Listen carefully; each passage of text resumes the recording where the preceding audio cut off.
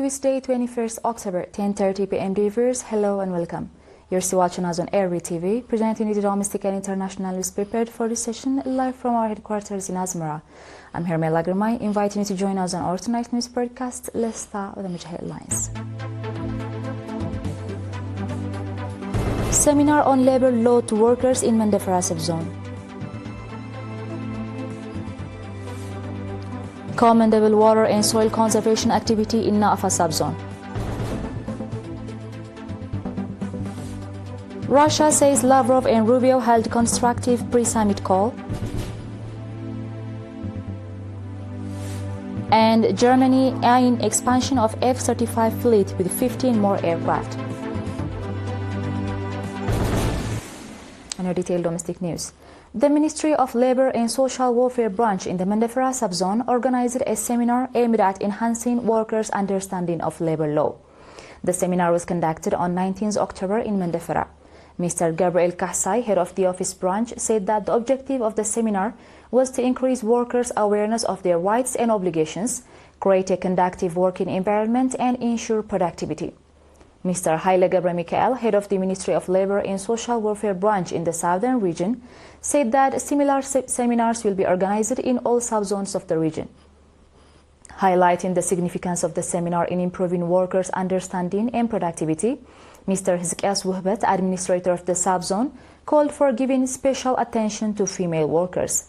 In related news, the Ministry of Labour and Social Welfare branch in Mendefera subzone has provided educational material support to students with intellectual and developmental disabilities, as well as disadvantaged students.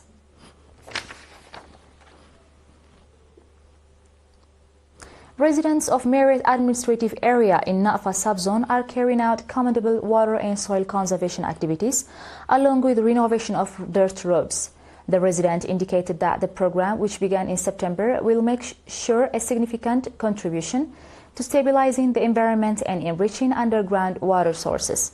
Mr. Hamid Hamed, administrator of the administrative area, said that the popular campaign is a continuation of the annual development program undertaken by the residents. He added that the program included reclaiming land eroded by flooding and renovating dirt roads. Meret administrative area is located 25 km west of Nakfa town and is home to over 5,000 people. In related news, the National Union of Eritrean Women branch in Na'afa subzone has provided 6 months of vocational training to 39 women. Mrs. Rayet Usman, head of the branch office, said that the training is part of the ongoing effort to develop the vocational capacity of women and enable them to become productive members of society. Mrs. Jum'a Raki, head of National Union of Eritrean Women in Northern Red Sea region, commended the Na'afa subzone administration and the Ministry of Labour and Social Welfare branch for organizing the training. She also called on other subzones in the region to arrange similar programs for women in their respective areas. Similarly, vocational training has been provided to 30 women in Af'abe subzone.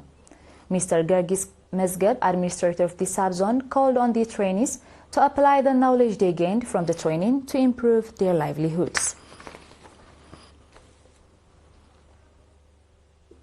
The Ministry of Labour and Social Welfare branch in the southern Red Sea region has rehabilitated disadvantaged families with material support worth 600,000 nakfa. Mr. Tesfa Mariam Berha, head of the branch office, said that during the rehabilitation program conducted in 3 subzones of the region, 60 disadvantaged families became beneficiaries. Noting that identifying and supporting disadvantaged families is one of the main activities of the ministry, Mr. Tesfa Mariam said that the beneficiaries were provided with livestock, small-scale trade materials, and other support items. He also urged the beneficiary families to make proper use of the assistance provided to improve their livelihoods.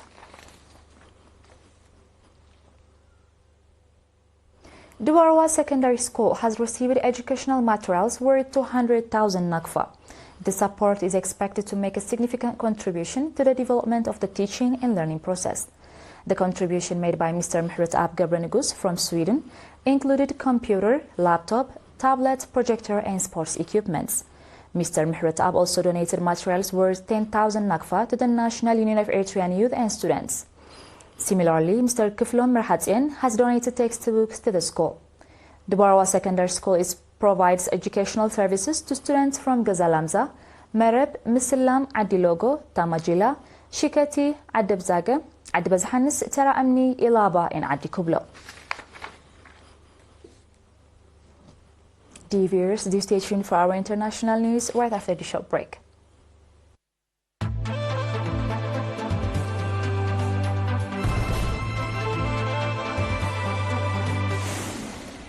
Welcome back.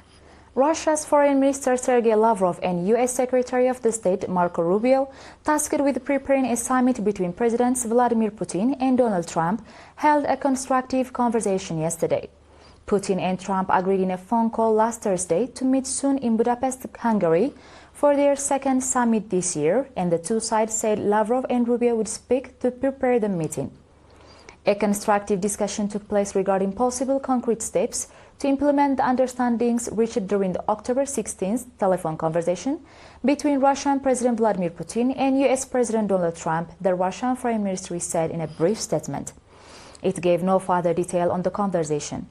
Russia says it wants to summit to discuss a possible peace settlement in and ways to improve bilateral relations between Moscow and Washington. Germany aims expansion of F-35 fleet with 15 more aircrafts. Germany's government is seeking parliamentary approval to purchase 15 additional US-made F-35 fighter jets, local media reported yesterday. According to News Magazine of Germany, the government has requested approximately $2.9 billion from Parliament's Budget Committee for the planned purchase.